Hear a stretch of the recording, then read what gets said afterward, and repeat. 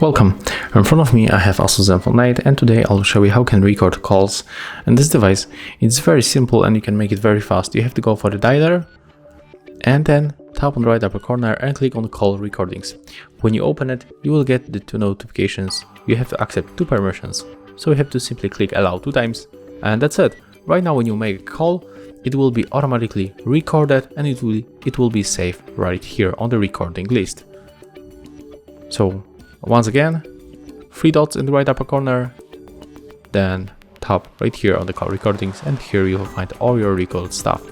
Here you got also the settings, so you can change the record quality, you can also change the record time limit and other things like storage location of the recordings. If you put here the SD card, you will get also the option to choose external storage.